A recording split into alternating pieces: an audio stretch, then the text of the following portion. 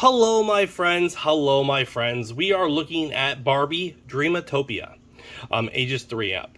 Now, I want to mention that I do read the comments. I saw one person comment that they didn't like how descriptive I was about like judging the color of like a play set and stuff. They're like, "Whoa, kids don't care." You're right.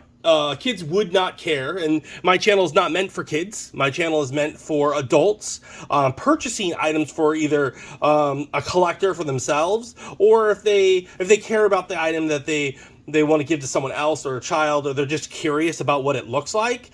My channel is meant for adults to look at the products and make the judgment and call on themselves on whether or not they want to buy it for someone. And then again, I do understand a child really isn't going to care much about the coloration of the toy and about, there are other features that a child will care about. Is it playable? Like, can they, move it around? And, if a child loves a certain character, or if a child loves a certain thing, it's not really going to matter much what it really looks like. I get that. So when I open this and I critique it, I'm more looking at a stance of like what I see, and the whole point is for you to draw your own conclusions on what you want in a toy or what you want to give. I guess the best part is I'm trying to see it, and maybe you see something different.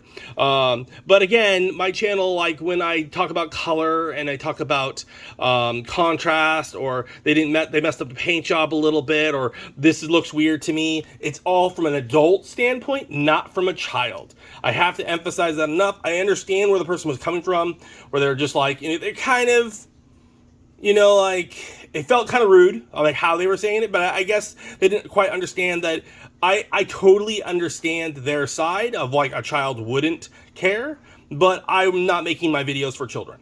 So, and my whole concept is it's just to discuss it and look at what they did with the piece for either a collector's point of view or a, like what you want to give it to your child. Or nephew, niece, someone else's kid, like just that's mine. It's just my interpretation of what the product looks like. So it's just to give you a better understanding of what it looks like. I hope that makes sense, and hope that clarified that one person's comment. But I do understand it. I do agree that for the most part, children won't really care much, especially if it's a character they hold dear to their heart. They're not really going to care about what coloration it is on it, or, it's just, I get it. All right, so we're going to open this up. We're going to see what we get. Here's the backside. So it's a quick little pop off, though. It's just super easy. As you can see, I just popped it, and we are going to, okay. That is very interesting. So here's the figure. Not exactly what I imagined. I didn't know it was going to be a mermaid of a sense. So that's pretty cool, actually. So they are in a shell, right? That's your holding shell. I'm going to put her back in it just for a second to see how it, I think back. Let's see here.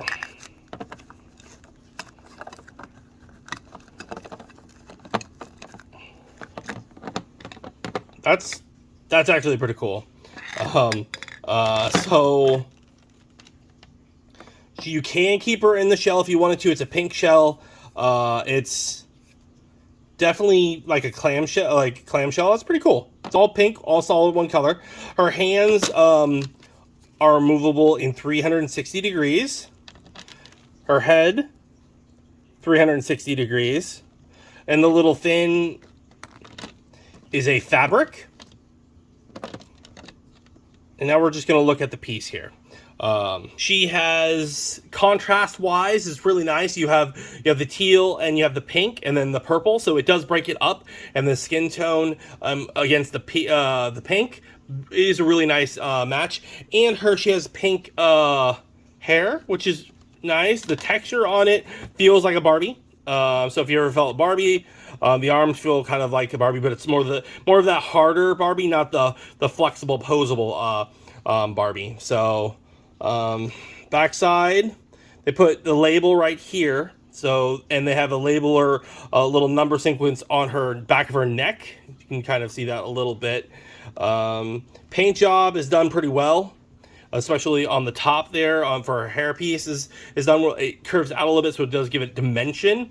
It has some nice detail on the top here, so it looks like, you know, her hair is pulled forward, and that's jumping out. There's detail of stars on her mermaid